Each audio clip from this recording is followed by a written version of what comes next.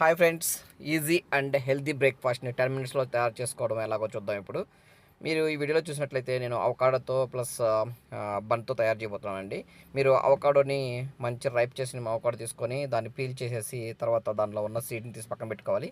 అట్లాగే దీంట్లో ఉపయోగించాల్సిన ఐటమ్స్ మీకు స్వీట్ కార్న్ తీసుకున్నానండి, ఆనియన్, టమాటో, అట్లాగే ఒక చిన్న పచ్చిమిర్చి, లెట్యూస్ లీవ్స్, అట్లాగే మనకు కావాల్సిన ఇంకేమైనా ఉంటే వేసుకోవచ్చండి. నేనైతే ఇక్కడ ఇంక్లూడింగ్ వీటితో పాటు కొంచెం పెప్పర్ వేసుకున్నానండి ఫర్ కారం ఉండడానికి.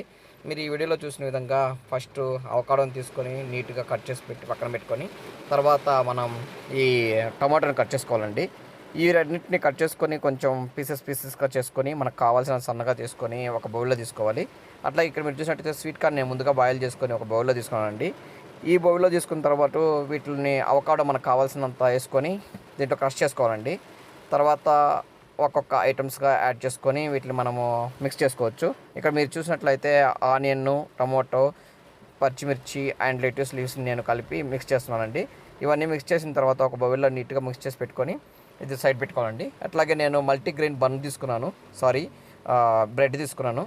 ఈ బ్రెడ్ స్లైసెస్ని మనకు కావాల్సిన వాటిని మనం ఫస్ట్ టేస్ట్ చేసుకోవాలి.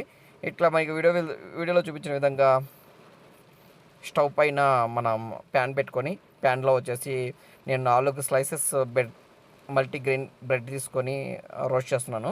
ఈ 4 బ్రెడ్స్ని నేను బాగా గోల్డెన్ బ్రౌన్ వచ్చే విధంగా బ్రెడ్ నీట్గా టోస్ట్ చేసిన తర్వాత దీంట్లో నేను ముందుగా మిక్స్ చేసి పెట్టుకున్న ఐటమ్స్ని దీంట్లో పెట్టి సర్వ్ చేసుకుంటానండి. సో ఇక్కడ వీడియో చూసినట్టయితే నేను గోల్డెన్ బ్రౌన్ వచ్చే విధంగా టోస్ట్ చేశాను. టోస్ట్ చేసిన తర్వాత నేను ఈ స్టఫ్ని ఈవెన్గా మనకు కావాల్సినంత విధంగా వేసుకొని ఈవెన్గా స్ప్రెడ్ చేసుకుంటున్నాను. ఈవెన్గా స్ప్రెడ్ చేసుకున్న తర్వాత ఒక స్లైస్ మీద మధ్యలో మనం శాండ్విచ్ లాగా ఉపయోగించవచ్చండి దీన్ని.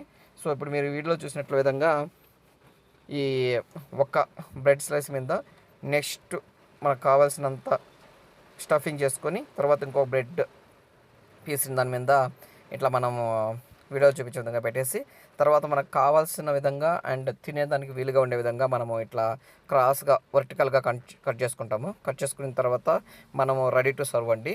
దీన్ని సర్వ్ చేసి తినొచ్చు. ఇది చాలా వండర్ఫుల్ అండ్ ఈజీ బ్రేక్ఫాస్ట్, చాలా హెల్తీగా ఉంటుంది. మీరు ఒకసారి ట్రై చేసి చెప్పండి. Thank you, bye.